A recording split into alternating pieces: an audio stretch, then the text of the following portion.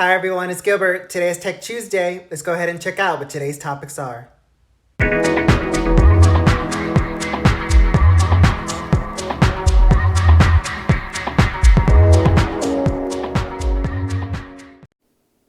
Are you tired of clicking back and forth to your inbox to check whether you received new emails? You can now display the number of unread emails in your browser tab. Gmail gives you the option to enable an unread message icon in the header that works no matter where you are. It's finally here. Version history finally comes to Jamboard. If someone messes up your file, you can use the version history to rewind it back to a previous version. The list shows who was editing the document at a particular time. Did you know that you can edit large PDF into smaller sections or even single pages? You're going to want to check this tip out. So I'm going to show you how you can display the number of unread emails over here on top of the Gmail icon. So right now, as you can see, I have 10 unread emails, but what I want to do is I want to have the number on the Gmail icon, because if I pin this, if I have a lot of tabs, I won't be able to see how many emails I have unless I hover over it. So let me show you how to do that. You're going to go to the gear under settings, then you're going to click see all settings. Then you're going to go to advanced. Then you're going to scroll all the way down to it says unread message icon, and you're going to put enable. And then click save changes. And then now, as you can see, is when I pin this, when I right click and press pin, as you can see, there's 10. I can see the number 10.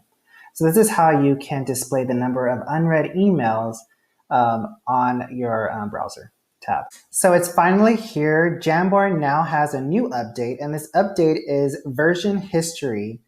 So this is how it works. So if you go over here to the three dots, so here's my Jamboard that I use for one of my spring summit sessions. So if I click this three dots and I go all the way down to it says see a version history, then like in all the other Google applications, you can see all of the versions and the history of them and everyone that has been editing this document.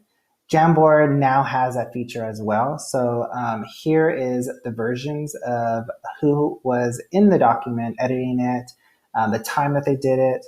And then over here, as you know, as I made this document on March 16th, I can rename this and put template. So if I want to use this for a different session, I can restore by pressing over here this version of it. And then I could have another session and the other teachers doing the exact same thing. So this is a Google Jamboard update. So I'm going to show you how you can take these large PDF files that we all have, that we download, and how you can break them apart into smaller sections. And so for this to work, you're going to need a PDF. So I have one on my desktop. I'm just going to drag in. And these are just writer workshop anchor charts that I use with my kinder kids when I was in the classroom. And so as you can see, there's 25 pages, and I don't need all of these. For this, I'm just going to demonstrate. I'm only going to need, let's say, page 2 and page 3. So what I'm going to do is I'm going to go to the print button.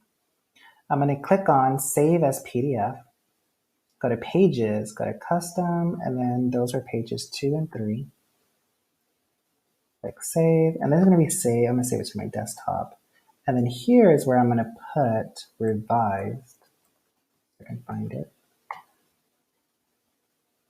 So then when I go to my desktop, there's a revised one. As you can see, this document is now only 2 pages, and it's only the ones that I need.